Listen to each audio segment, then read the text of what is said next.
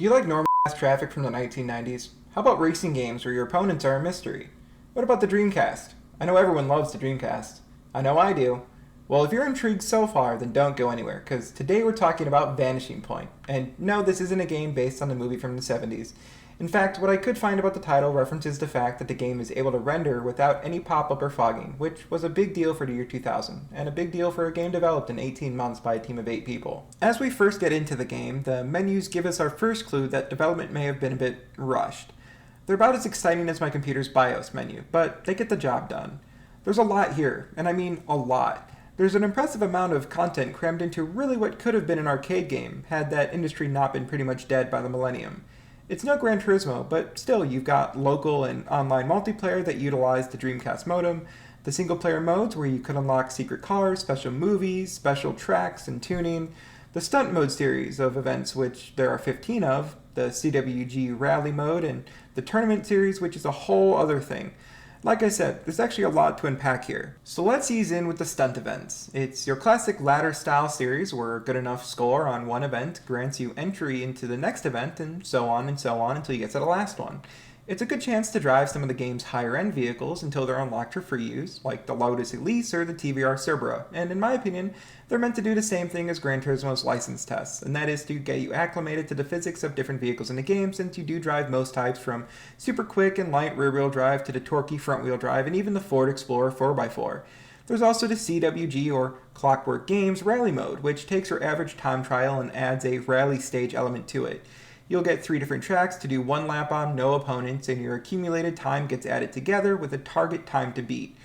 Rewards for each of these challenges in this mode are usually a bonus movie of some sort. The main attraction of Vanishing Point are the tournaments. Every car you start with and subsequently unlock through doing these tournaments has 3 heats, each with rewards that range from secret cars to tuning to other game modes like the CWG Rally. So, how are the races? Really good in my opinion.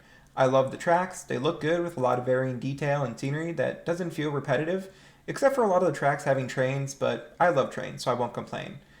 They're really fun to race on, with a lot of jumps and sharp corners that are interesting to experience with the variety of vehicles we have to choose from.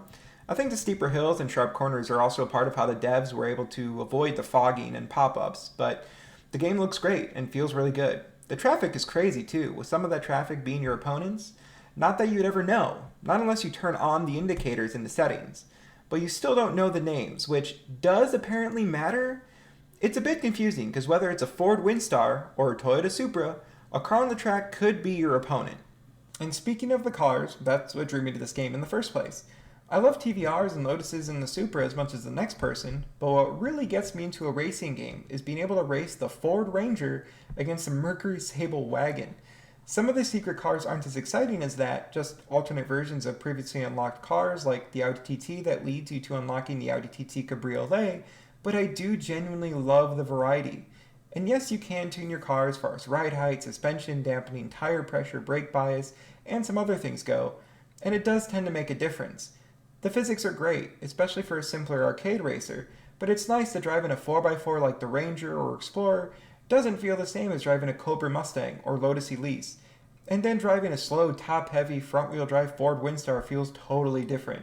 It is kind of funny being in a race and noticing how none of these cars have any sort of interior. It's just the silhouette of a driver sitting still in an empty shell, motionless, dark, and mysterious. I'm just going to attribute that to the rushed development again and move on. This game is a great time. Far from perfect, but I wish I'd known about this game as a kid because I would have spent hours playing it.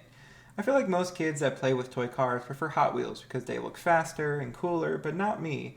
I always loved the Matchbox because they were more realistic. They were like the cars I saw every day, and that's what this game brings.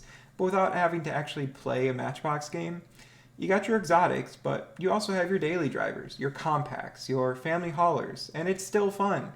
Tracks that look good and are fun to race on.